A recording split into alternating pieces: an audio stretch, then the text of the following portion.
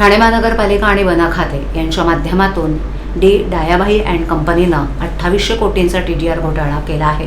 मात्र 94 एकरचा सुमारे 4000 कोटींचा घोटाळा लपवण्याचा खरा डाव TDR मागे असल्याची माहिती राष्ट्रवादी काँग्रेस शरदचंद्र पवार पक्षाचे राष्ट्रीय सरचिटणीस डॉक्टर जितेंद्र आव्हाड यांनी पत्रकार परिषदेत दिली. येथील 194 एकरपैकी 94 एकर जागेवर तरुणाईला बिघडवणारे सर्व धंदे सुरू असून त्यातून भाडं घेऊन कोठारी डी डायाभाई गब्बर होतोय. हे भूखंड विकून त्यातून मालामाल होण्याचा हा प्रयत्न असल्याचा आरोपही जितेंद्र आव्हाड आणि राष्ट्रवादी काँग्रेस शरदचंद्र पवार पक्षाचे जिल्हाध्यक्ष मनोज प्रधान यांनी केला. दरम्यान या कोठारी कंपाऊंडमध्ये आम्ही घुसून सर्व सरळ करू, मग कोणते गुंड अंगावर येतात ते बघू, असा इशारा आव्हाड यांनी दिला. येऊरच्या पायथ्याशी संजय गांधी राष्ट्रीय उद्यानाला लागून चितळसर मानपाड्यातील 194 एकर वनजमीन ठाणे महापालिकेच्या विकास आराखड्यामध्ये बायोडायव्हर्सिटी म्हणजेच जैविक पार्क म्हणून आरक्षित आहे. हा परिसर संजय गांधी राष्ट्रीय उद्यानाच्या अतिसंवेदनशील क्षेत्रामध्ये समाविष्ट करण्यात आलेला आहे. तरीही आज 2800 कोटींचा TDR देण्याची प्रक्रिया पालिकेनं सुरू केली आहे. मात्र 94 एकरचा घोटाळा लपवण्याचा प्रयत्न केला जात असल्याचा पर्दाफाश डॉक्टर जितेंद्र आव्हाड आणि मनोज प्रधान यांनी पत्रकारांशी बोलताना केला. आव्हाड म्हणाले की डी डायाभाई अँड कंपनीला TDR देऊ नये असं पत्र वनसंरक्षक आणि संचालक अनिता पाटील यांनी 19 जून रोजी दिलं. तसंच विशेष अनुमती याचिका दाखल करण्याचंही कळवलंय.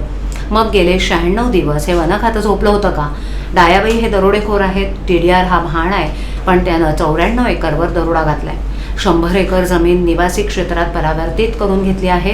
येथील जमिनीचा दर साधारणपणे एकरामागे 40 कोटीचा आहे. म्हणजेच अंदाजे 4000 कोटींची सरळ लूट आहे. या डायाभाई कोठारीनं या भागात गोदामं, पब्स, वेश्यालय बांधून त्याचं भाडं वर्षानुवर्ष खाल्लंय. हे ठाणे महापालिकेला दिसत नाही का? आता या 94 एकरसाठी कोणकोणते बिल्डर गळाला लागलेत याचीही माहिती आपणाकडे आहे.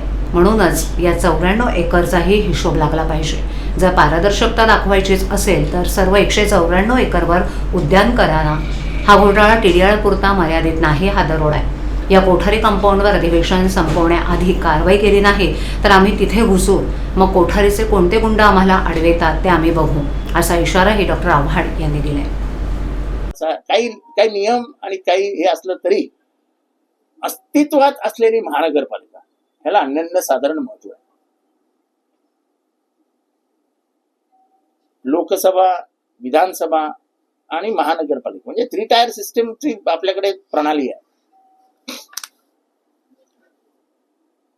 महानगरपालिका अस्तित्वात असताना, तिथे महापौर बसलेला असताना, नगरसेवक उपस्थित असताना त्यांना अंधारात ठेवून तुम्ही दोन्ही गोष्टी करून घेतल्या.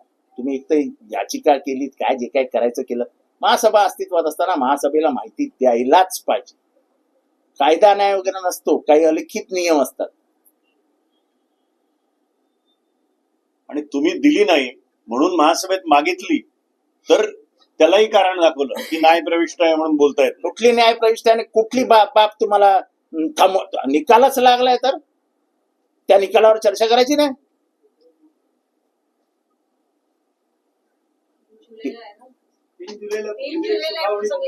आता 3 जुलैला हायकोर्टात 3 जुलैला ती तुमच्यावरती जी काय अवमान याचिका आहे त्याची सुनावणी.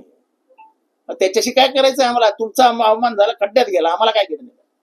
ठाणेकरांना काय घेणं देणं?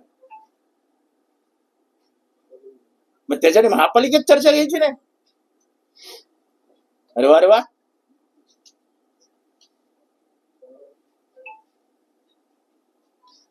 हे प्रकरण डी डायाभाई पर्यंत पोहोचू नये आणि कोठारी कंपाऊंड ओपन होऊ नये आणि ह्या सगळ्या जमिनी ज्या व्यवस्थित वाटल्या जाणार आहेत, ज्याच्यात काही नगरसेवकांचा हात आहे, त्याच्यासाठी ते व्यवस्थित मॅनेज केले गेले.